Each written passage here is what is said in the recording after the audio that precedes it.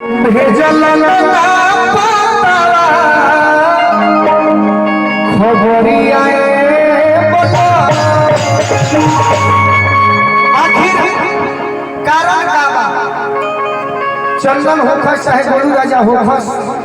अनुपमा होखस चाहे केहू होके, कारण का बा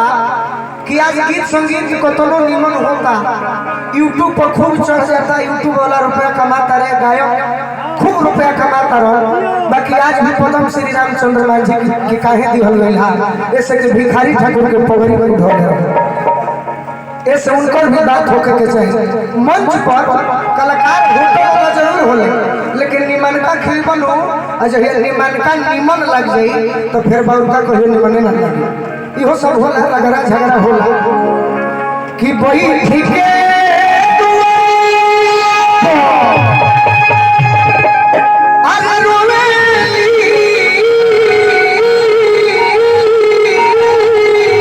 गुजारिया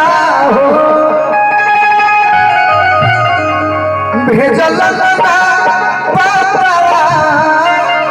तनी मनी नीचे से टाकी लगा ले तो और सोच जाए ना आज तो लगावे के पड़ी जहाँ भतीजा होके कलाकार सब निमन बड़े, हम जानो तानी के रौरा सब पसंद ना हो, बाकी सब मालिक कुछ के श्रोता बड़ा तो कुछ वही में निमनो होई बाउरो होई यही में चलत रही। कहत करी कि घनी बसवरिया में अरे कोई लइया जो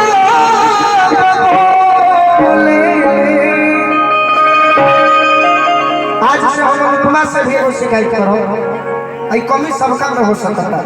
कि कहीं भी अगर केहू जो खड़ा तो हुई हलो तो बस गीत गावे से मतलब रखे के बा, गीत के जवाब परिचय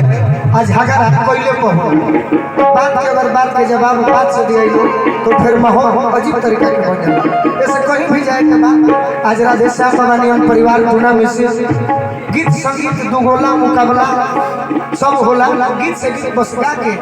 ओकरा बाद विदाई लेके घर फिर अगला के दिन सोचे के बा कि कल हमारा कितना सुंदर कार्यक्रम करेगा। गीत संगीत से बस मतलब रखे के बा। कहत तारी की हाथ जोड़ी विनती करिले परी कोइया आ ए मोरे सैया ए मोरे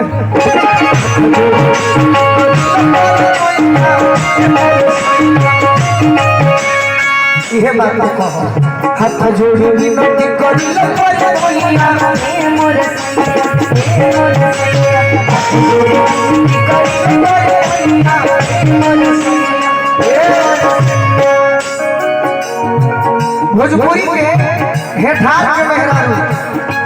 हरि कृष्ण भैया चाचा जी है बात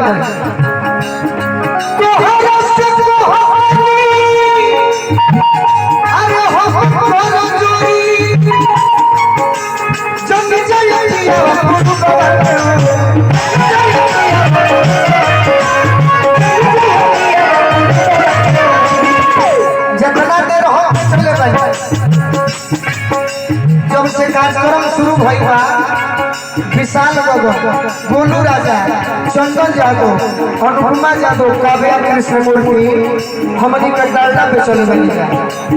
खरीदे वाला ढेर बड़े से, बाकी डालडा बेचला के बाद भी डालडा के भले मार्केट आज बेसी बा तब वो विचार करी कि घी काहे आज 600 रुपए किलो बेचा जाए, ऐसे कि डालडा के आगे कोई घी के मार्केट कम ना हो।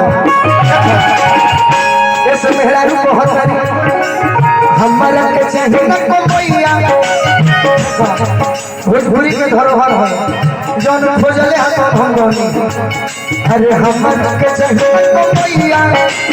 हमारा के चाहिए न कोइया